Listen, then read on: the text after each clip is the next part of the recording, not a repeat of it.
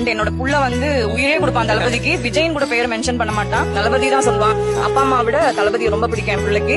And இன்னொன்னு நான் என்ன ப்ரே பண்ணிட்டு இருக்கேன்னா, தளபதி எப்ப சீஃப் மினிஸ்டரா உட்கார்றாரோ அன்னைக்கு வேளாங்கண்ணி இருக்கு இல்லையா, மதர் வேளாங்கண்ணி, அங்க போயிட்டு மொட்டை அடிச்சுக்கிறேன் வேண்டிட்டு இருக்கேன். இது வந்து நான் கேமராக்காக சொல்லல, என்னோட ஹார்ட் ஃபுல்லா நான் சொல்றேன்.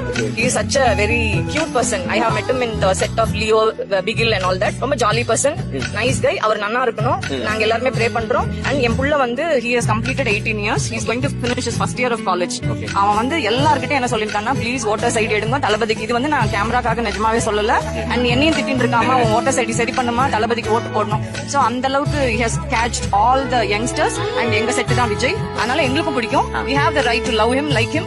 Definitely we will support him. So that is my thing. கண்டிப்பா ஆப்போசிஷன்லயாவது உட்கார்றாரு, நான் வந்து ஆப்போசிஷன்ல உட்கார்ந்தாலே போறோம்பா, நெக்ஸ்ட் நாங்க தான்ப்பா. சூப்பர். சோ டெஃபினெட்லி இப்போ விஜய் ஓகே, உங்களுக்கு வந்து ஃபேனாவோ சரி, உங்களுக்கு வந்து ரொம்ப பிடிச்சிருக்கு, அது ஓகே. பட் வந்து அரசியல் ரீதியா அப்படின்னு பார்க்கும்போது இப்போ டிஎம்கே விஜய் அப்படின்னு இருக்கு. சோ இப்போ வந்து டிஎம்கே வந்து இப்போ ஒரு ஸ்ட்ராங்கஸ்ட் ஒரு அரசியல் களமா இருக்காங்க. சோ அப்படி இருக்கும்போது அவங்கள தாண்டி விஜய் வருவாங்கன்றதுல எந்த ஒரு பாயிண்ட் நீங்க வந்து எக்ஸ்ட்ரா சொல்லுவீங்க? யா, பிகாஸ் எப்படின்னா பீப்புள் இப்போ வந்து நிறைய பேர் வந்து ஓவராலா வெல் எஜுகேட்டடா தான் இருக்கா. அண்ட் நிறைய இப்போ நம்ம இன்ஸ்டால பாக்குறோம், எஃபில பாக்குறோம், அண்ட் ரியல் லைஃப்லயும் பாக்குறோம். People who are all fake and who are all genuine.